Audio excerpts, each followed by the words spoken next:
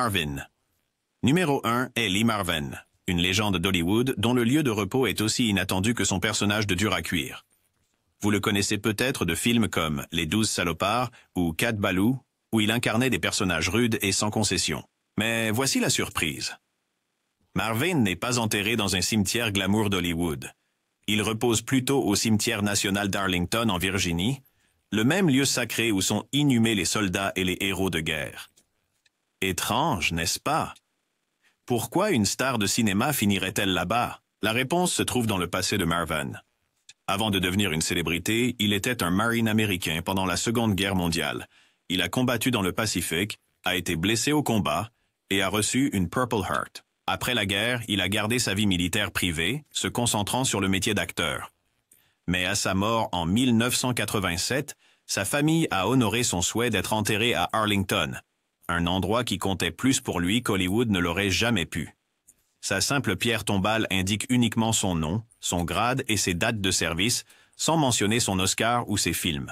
C'est un hommage discret au soldat qu'il était, pas à la star qu'il est devenu. Visiter sa tombe donne l'impression de remonter le temps. Arlington est ouvert au public, donc les fans peuvent déambuler parmi les rangées de pierres blanches jusqu'à ce qu'ils trouvent sa modeste pierre dans la section 7A. C'est étrange de voir son nom à côté de ceux des héros de guerre, mais c'est aussi approprié. Marvin a dit une fois « Je préfère être rappelé comme un marine que comme un acteur ». Son lieu d'enterrement prouve qu'il le pensait vraiment. Encore aujourd'hui, les visiteurs laissent des pièces ou des notes en hommage à l'homme et aux marines. C'est un rappel que même les icônes les plus dures de Hollywood ont des histoires plus profondes que les rôles qu'elles ont joués. Fred Gwynne. Fred Gwynne était l'acteur imposant surtout connu pour avoir joué Herman Munster dans la série télévisée classique The Munsters. Mais voici le hic. Quand il est décédé en 1993, il n'a pas été enterré dans un cimetière glamour de Hollywood. Non. Au lieu de cela, il repose dans une tombe non marquée à l'église méthodiste unie Sandy Mount à Finksburg, Maryland. Étrange, n'est-ce pas? Pourquoi une star adorée choisirait-elle un endroit si calme et caché? Gwynne était un homme plein de surprises. Mesurant 6 pieds 5 pouces, il avait une voix retentissante et un visage parfait pour des rôles excentriques. Mais hors écran, il était un homme de famille dévoué et un artiste talentueux qui a écrit et illustré des livres pour enfants comme The King Who Reigned. Il a même peint les œuvres d'art pour des épisodes de Car 54, Where Are You? Une émission dans laquelle il a joué avant The Munsters.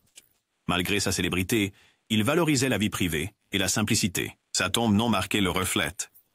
Pas de pierre tombale voyante, juste un coin tranquille dans le cimetière d'une petite ville. Pourquoi le Maryland? Gwynne possédait une ferme là-bas où il aimait peindre et échapper au chaos de Hollywood. Sa fille, Madeleine Gwynne, l'a décrit un jour comme un personnage complexe, laissant entendre qu'il préférait être rappelé pour plus que juste Herman Munster. Les fans qui visitent le cimetière pourraient y passer devant des rangées de pierres, cherchant son nom. Mais il est introuvable. Certains disent que ce mystère ajoute à sa légende. Après tout, il était un homme qui jouait des monstres et des comédiens, mais qui a choisi de disparaître discrètement dans la campagne du Maryland. C'est le retournement ultime d'un gars qui a vécu sa vie selon ses propres termes. Marilyn Monroe. Marilyn Monroe était l'icône hollywoodienne dont le lieu de sépulture est aussi fascinant que sa vie. Née Norma Jean Mortenson, elle est devenue l'une des plus grandes stars des années 1950, célèbre pour ses rôles dans des films comme Les hommes préfèrent les blondes et 7 ans de réflexion. Mais son dernier lieu de repos? Ce n'est pas ce à quoi vous vous attendez. Après sa mort tragique à 36 ans en 1962, Marilyn a été enterrée dans un caveau au cimetière Westwood Village Memorial Park à Los Angeles. Un caveau est comme une petite pièce à l'intérieur d'un mausolée, une tombe luxueuse en surface, et le sien se trouve dans la section Corridor of Memories. Pourquoi un caveau? Son ex-mari, la légende du baseball Joe DiMaggio, a organisé l'enterrement. Il voulait qu'elle repose dans un lieu privé et sûr, loin du chaos d'Hollywood. Mais voici le rebondissement. Le cimetière est devenu un lieu prisé par les fans. Les gens laissent des fleurs, des lettres et même des marques de rouge à lèvres sur le mur. Son caveau en est taché. C'est comme si elle était toujours une star, même après sa mort. Pourquoi est-ce bizarre? Eh bien, la plupart des célébrités sont enterrées dans des tombes ordinaires ou des mausolées, mais le caveau de Marilyn ressemble à un sanctuaire. De plus, son voisin est Hugh Hefner, le fondateur de Playboy, qui a acheté le caveau à côté du sien en 1992 afin qu'il puisse passer l'éternité à ses côtés. Flippant ou romantique? À vous de décider. La vie de Marilyn a été pleine de hauts et de bas. Elle a grandi dans des foyers d'accueil, est devenue une icône mondiale, mais a lutté contre la solitude et la dépendance. Son caveau symbolise sa célébrité durable. Les fans visitent sa tombe le jour de son anniversaire, le 1er juin, et l'anniversaire de sa mort, le 5 août. C'est un endroit où sa légende perdure, prouvant qu'en dépit de sa mort, Marilyn Monroe reste l'une des étoiles les plus captivantes de tous les temps. Groucho Marx. Groucho Marx, le comédien légendaire qui a fait rire le monde avec son esprit vif, sa moustache peinte et son cigare. Né Julius Henry Marx en 1890, il est devenu le visage des Marx Brothers, une troupe comique qui a pris Broadway et Hollywood d'assaut. Son humour était si emblématique que même sa pierre tombale reflète son génie comique. Lorsque Groucho est décédé en 1977, ses cendres ont été inhumées au Eden Memorial Park à San Fernando, Californie. Pas exactement l'endroit auquel on s'attendrait pour une légende d'Hollywood. Mais voici le clin d'œil. Son épitaphe dit « Je serai heureux de te ressusciter moyennant des frais de découverte de 10%. » Peux-tu imaginer? Même dans la mort, il fait des blagues. Cette remarque correspond parfaitement à sa personnalité. C'était le genre de gars qui te rôtissait 1 minute et te faisait rouler de rire par terre la suivante. Pourquoi cet endroit de sépulture est-il si inhabituel? Pour commencer, Eden Memorial Park est un cimetière simple, pas un mausolée hollywoodien tape à l'œil. Les cendres de Groucho sont dans une niche simple, sans monument ostentatoire ni fanfare. Pourtant, les fans viennent toujours rendre hommage, laissant des notes ou des pièces sur sa plaque. C'est un coin tranquille, mais son humour transparaît. La vie de Groucho était entièrement consacrée à déjouer les attentes. Il animait l'émission radio-télévisée You Bet Your Life, où il improvisait des blagues avec les concurrents. Et il a dit un jour « Je n'oublie jamais un visage, mais dans votre cas, je serais ravi de faire une exception. » Et dans Another, son lieu de sépulture est une dernière punchline, prouvant que même la mort n'a pas pu faire taire son esprit. À ce jour, sa tombe est un lieu de pèlerinage pour les amateurs de comédie, rappelant que le rire est éternel. Charles Bronson. Charles Bronson était l'acteur robuste qui est devenu un symbole de la justice dure dans des films comme Un justicier dans la ville et Les 7 mercenaires. Mais voici le retournement. Lorsqu'il est décédé en 2003 à l'âge de 81 ans, il n'a pas été enterré dans un cimetière hollywoodien tape à l'œil. Au lieu de cela, il repose dans un coin tranquille du cimetière de Brownsville à West Windsor, dans le Vermont. Étrange, n'est-ce pas? Pourquoi une légende d'Hollywood choisirait-elle un endroit aussi reculé? Bronson est né Charles Buczynski, en Pennsylvanie de parents immigrés lituaniens. Il a grandi dans la pauvreté, travaillant dans les mines de charbon étant enfant, et a ensuite servi pendant la Seconde Guerre mondiale, recevant une Purple Heart. Après la guerre, il a changé son nom pour éviter la liste noire anticommuniste d'Hollywood et a poursuivi une carrière d'acteur. Il est devenu célèbre en jouant des rôles durs, mais hors écran. Il était un homme de famille, avec 3 mariages et un amour pour la vie privée. Alors pourquoi le Vermont? Bronson possédait une maison là-bas et appréciait la beauté rurale de l'endroit. Il a dit un jour qu'il voulait être rappelé comme un homme simple qui aimait son pays. Sa tombe est simple avec une petite pierre tombale. Pas de faste, juste son nom et ses dates. Les fans qui visitent s'attendent peut-être à un grand monument, mais ils trouvent plutôt un champ paisible entouré d'arbres, un contraste frappant avec sa dureté à l'écran. Qu'est-ce qui est plus étrange? Malgré sa célébrité, le lieu de sépulture de Bronson est si discret que même les habitants pourraient ne pas savoir que c'est lui.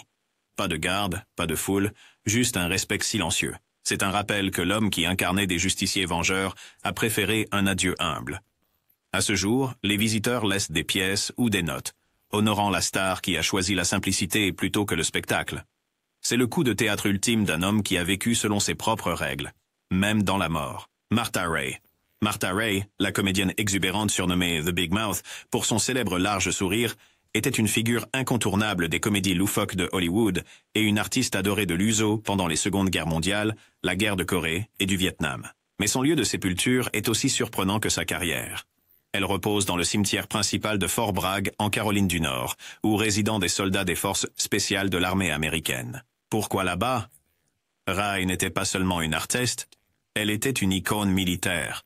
Elle a joué pour les troupes en zone de combat, a reçu des grades honorifiques dans l'armée et les marines, et s'est même formée comme infirmière. Lorsqu'elle est décédée en 1994, sa famille a honoré son souhait d'être enterrée parmi ses garçons, les soldats qu'elle aimait. La surprise, c'est la seule femme civile enterrée là-bas. Sa tombe, marquée d'une simple pierre, est située près de la chapelle des forces spéciales, où elle a reçu les honneurs militaires lors de ses funérailles. Les visiteurs laissent souvent des pièces de monnaie ou des billets en la remerciant d'avoir remonté le moral des soldats. C'est un hommage approprié à une femme qui a dit un jour « Je préfère qu'on se souvienne de moi pour avoir fait rire les GI plutôt que pour être une star de cinéma. » Son lieu de sépulture n'est pas qu'un cimetière. C'est un témoignage de son dévouement de toute une vie envers l'armée, en faisant l'un des lieux de repos final les plus inhabituels et émouvants de l'histoire d'Hollywood. Mel Blanc. Mel Blanc, le génie derrière Bugs Bunny, Daffy Duck et Porky Pig, était connu comme l'homme aux 1000 voix. Mais sa pierre tombale au cimetière Hollywood Forever à Los Angeles est un dernier mot d'humour. Elle indique « C'est tout, les amis ». La signature emblématique de Porky Pig, l'humour de Blanc l'a suivi jusqu'à la tombe, et les fans viennent encore lui laisser des bonbons, des pièces ou des notes. Pourquoi Hollywood Forever? C'est un endroit approprié pour un homme qui a défini l'âge d'or de l'animation. Le cimetière est un lieu prisé par les légendes du divertissement, mais la pierre tombale de Blanc se distingue par son clin d'œil ludique à son œuvre. Il a prêté sa voix à plus de 400 personnages, de Yosemite Sam au Diable de Tasmanie, et son contrat avec Warner Bros. Était si exclusif qu'il a une fois refusé un rôle dans Pinocchio pour rester fidèle à Looney Tunes. Le plus étrange, la voix de Blanc vit de plusieurs façons. Son entreprise, Blanc Communication, a produit des milliers de spots radio, et son fils Noël a poursuivi son héritage. Même dans la mort, le rire de Mel Blanc résonne. Sa tombe est un sanctuaire à la joie qu'il a apporté à des générations. C'est la conclusion parfaite pour un homme qui a dit un jour « Je n'ai jamais été dans un cartoon. Mais j'en ai fait beaucoup. Sean McCurry, Bela Lugosi. Bela Lugosi, l'acteur qui a immortalisé le comte Dracula sur scène et à l'écran, a une histoire d'enterrement aussi étrange que son rôle le plus célèbre. Né en Hongrie en 1882, Lugosi est devenu synonyme de vampire après avoir joué dans le film Dracula de 1931. Mais voici le rebondissement. Lorsqu'il est mort en 1956, son enterrement comportait un détail choquant. Il a été enterré avec sa cape de Dracula. Pourquoi? Ses amis ont honoré son souhait d'être enterré en tant que le personnage qui a défini sa carrière. La cape, symbole de son héritage, était drapée sur son corps dans un simple cercueil en bois. La tombe de Lugosi se trouve au Hollywood Forever Cemetery à Los Angeles, un endroit où les fans laissent encore des crocs en plastique, de l'ail, en référence à la légende des vampires, et des notes. Sa pierre tombale indique « Il était un grand artiste, un prince du théâtre, et un homme de nombreuses facettes. » Mais la partie la plus étrange? Pendant ses funérailles, un ami a récité des répliques de Dracula, et son ex-femme aurait murmuré « Adieu, comte. » Même dans la mort, le lien de Lugosi avec le personnage qu'il aimait et parfois détestait reste intact. Son lieu de sépulture ressemble à un hommage vivant à son rôle emblématique, en faisant l'un des actes finaux les plus saisissants d'Hollywood. Frank Sinatra. Frank Sinatra, le chanteur légendaire surnommé Old Blue Eyes, a eu un enterrement aussi audacieux que sa personnalité. Lorsqu'il est décédé en 1998 à 82 ans, il a été enterré au Desert Memorial Park à Palm Springs, en Californie, et non pas dans un cimetière glamour de Hollywood. Pourquoi là? Sinatra aimait Palm Springs, où il possédait une maison et échappait souvent aux projecteurs. Sa tombe est simple, avec une pierre tombale indiquant « Le meilleur est à venir », un clin d'œil à sa célèbre chanson. Mais voici le hic. Il a été enterré avec une bouteille de whisky Jack Daniels, des cigarettes Camel, un briquet Zippo et des pièces de 10 cents pour les téléphones publics. Pourquoi? Sinatra était connu pour son amour du bourbon, le tabagisme, et restait connecté, même dans l'au-delà. Les fans visitent sa tombe pour laisser des fleurs, des pièces de monnaie ou des notes, citant souvent ses paroles. Le cimetière est ouvert au public, et l'emplacement de Sinatra est un lieu de pèlerinage pour les amateurs de musique. Sa sépulture reflète son esprit rebelle. Il a dit un jour « Je l'ai faite à ma façon », et son dernier lieu de repos prouve qu'il a vécu selon ses mots. Malgré sa célébrité, Sinatra a choisi la simplicité plutôt que la grandeur, faisant de sa tombe un symbole discret mais puissant d'une vie vécue selon ses propres termes. Hal Roach. Hal Roach, le producteur derrière Laurel et Hardy et Our Gang, Les Petites Canailles, a eu un enterrement aussi inattendu que ses films. Né à Elmira, New York, en 1892, Roach a déménagé à Hollywood et est devenu un légende de la comédie. Mais quand il est mort en 1992 à 100 ans, il a choisi d'être enterré à Elmira, loin du faste d'Hollywood. Pourquoi? Roach n'a jamais oublié ses racines. Sa tombe est au cimetière Woodlawn, le même endroit où repose Mark Twain. La carrière de Roach s'est étendue sur 80 ans, et il a reçu un Oscar d'honneur en 1984 pour ses contributions au cinéma. Pourtant, son lieu de sépulture est simple, une pierre avec son nom et ses dates. Les fans qui visitent trouvent un coin tranquille dans le cimetière d'une petite ville, un contraste frappant avec son studio animé à Hollywood. Pourquoi Elmira? Roach a dit un jour « Je veux être là où j'ai commencé ». Son choix montre qu'il privilégiait l'humilité à la célébrité, faisant de son dernier lieu de repos un rappel émouvant que même les géants d'Hollywood peuvent revenir à leur modeste début. Gene Roddenberry. Le créateur visionnaire de Star Trek, Gene Roddenberry était un homme qui imaginait l'avenir de l'humanité parmi les étoiles. Lorsqu'il est décédé en 1991, son enterrement est devenu aussi révolutionnaire que son œuvre. Au lieu d'une tombe traditionnelle, Roddenberry est devenu la première personne à avoir ses cendres dispersées dans l'espace. Et une partie de ses cendres incinérées a été lancée à bord de la navette spatiale Columbia en 1992, orbitant autour de la Terre pendant 6 jours avant de revenir. Plus tard, en 1997, davantage de ces cendres ont été envoyées dans l'espace profond via une fusée, où elles dérivent maintenant parmi les étoiles. Un hommage approprié à l'homme qui a inventé la phrase « Allez hardiment là où personne n'est allé auparavant ». Pourquoi l'espace? Toute la carrière de Roddenberry était axée sur l'exploration et l'espoir. Star Trek a inspiré des scientifiques, des astronautes et des rêveurs à regarder au-delà des frontières de la Terre. Son choix de sépulture reflétait sa philosophie, que le destin de l'humanité se trouve parmi les étoiles. Les cendres ont été transportées par une entreprise appelée Celestis, spécialisée dans les vols commémoratifs spatiaux. Des années plus tard, en 2009, les cendres de sa femme, Majel Barrett Roddenberry, ont rejoint les siennes pour un voyage similaire, créant une réunion cosmique. Cet enterrement n'est pas seulement inhabituel, c'est un acte final de narration. Les cendres de Roddenberry n'ont pas de lieu fixe, mais elles errent dans le cosmos, à l'image de l'USS Enterprise qu'il a imaginé. Il n'y a ni tombe à visiter, ni pierre tombale, juste le ciel infini. C'est un rappel que son héritage n'est pas limité à la Terre. Il est aussi vaste que l'univers qu'il aimait. Pour les fans, regarder les étoiles est désormais un moyen de se souvenir de l'homme qui a fait de la science-fiction un phare d'espoir. Jim Morrison. Jim Morrison, le chanteur légendaire de The Doors, est enterré dans un lieu qui a des allures de conte de fées rock and roll. Imaginez cela.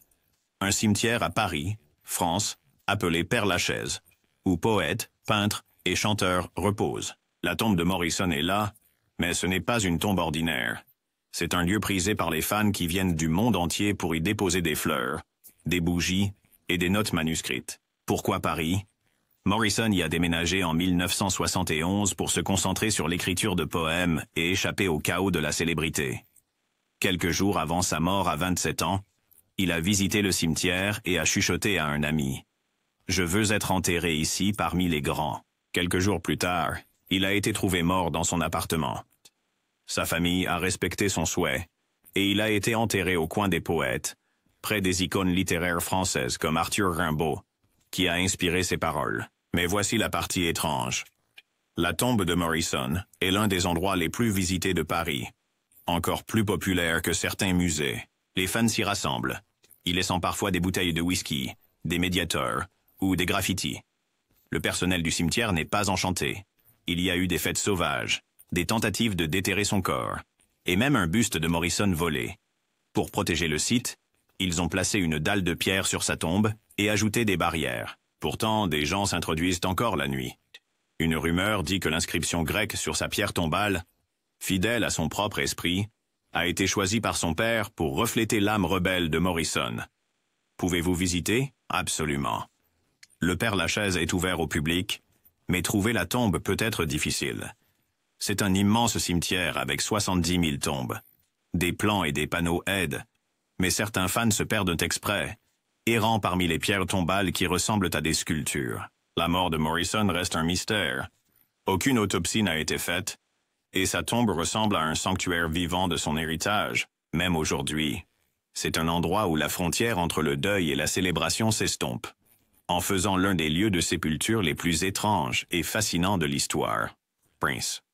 Prince Rogers Nelson, le génie musical derrière des succès comme Purple Rain et When Doves Cry, reste aussi mystérieux dans la mort qu'il l'était de son vivant. Lorsqu'il est décédé de façon inattendue en 2016 à l'âge de 57 ans d'une overdose de fentanyl, les détails de son enterrement ont été entourés de mystères. Contrairement aux stars avec des tombes publiques ou des mémoriaux élaborés, le lieu de repos final de Prince n'a jamais été confirmé publiquement. Ses restes ont été incinérés, et l'emplacement de ses cendres reste inconnu. Un choix délibéré de sa famille pour honorer son désir de longue date de confidentialité. Ce secret ne fait qu'approfondir le mystère autour de son héritage.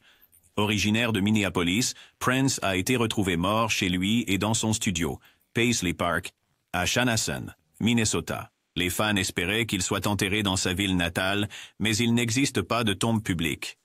Au lieu de cela, sa mémoire perdure à travers les hommages, la musique inédite et les innombrables artistes qu'il a inspirés. Même dans la mort, Prince défie la convention, laissant le monde se demander où ses cendres pourraient reposer. Son enterrement est un dernier acte de mystère, convenant à un homme qui a dit un jour « Je ne veux pas être une star, je veux être une légende. » Et en cela, il a réussi. Tupac Shakur. Tupac Shakur, le rappeur et acteur légendaire, a eu l'un des adieux les plus rebelles de l'histoire des célébrités. Après sa mort tragique lors d'une fusillade en 1996, ses cendres ont été partiellement dispersées sur une plage de Malibu. Une cérémonie privée honorant son amour pour l'océan. Mais la partie la plus étrange.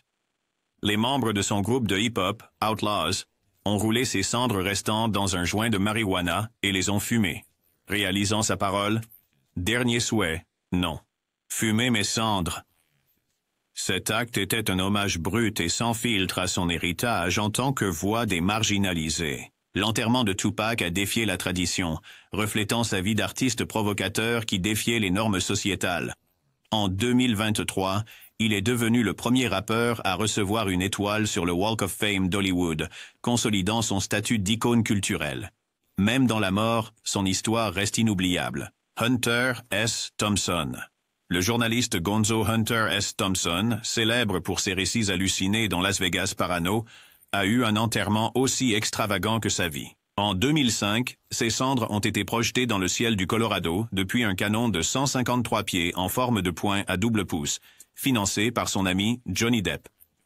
La cérémonie à 2 millions de dollars comprenait une tour ornée de boutons de peyote et une liste d'invités comprenant Jack Nicholson. Les cendres de Thompson ont également été dispersées sur sa propriété d'Owl Farm, où il vivait et écrivait. Son adieu était un spectacle chaotique et poétique, reflétant sa conviction que la vie doit être vécue à fond. L'événement était à la fois un éloge funèbre et un dernier acte de rébellion, prouvant que, même dans la mort, Thompson refusait de se conformer. Carrie. Carrie Fisher. Carrie Fisher, adorée en tant que princesse Leia dans Star Wars, a eu un enterrement aussi excentrique que son humour. Après sa mort en 2016, ses cendres ont été placées dans une urne en forme de pilule Prozac grandeur nature, choisie par son frère Todd en signe de son franc-parler sur les problèmes de santé mentale. Elle repose à côté de sa mère, Debbie Reynolds, au Forest Lawn Memorial Park d'Hollywood. L'urne de Fisher symbolise son esprit et son militantisme, transformant un moment privé en une déclaration publique. Les fans visitent la tombe pour laisser des notes et des fleurs, honorant son héritage en tant qu'actrice, écrivaine et défenseur de la santé mentale. Sa sépulture mêle humour et chagrin, un hommage approprié à une femme qui a dit un jour « Je suis mentalement malade. Je peux le dire. Je peux l'assumer. » Luke Perry.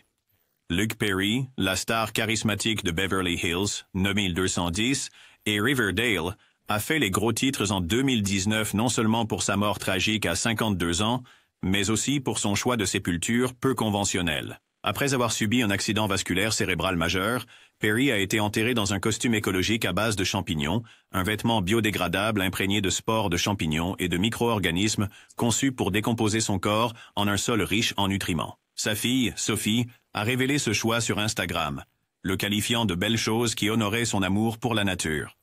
Le costume, créé par la société Coeo, fonctionne en accélérant la décomposition tout en neutralisant les toxines dans le corps, un contraste frappant avec les fluides d'embaumement traditionnels et les cercueils en métal. Le lieu d'inhumation de Perry reste privé, probablement sur sa ferme à Van Lair, Tennessee, où il a passé des années à s'occuper de la terre. et le bétail.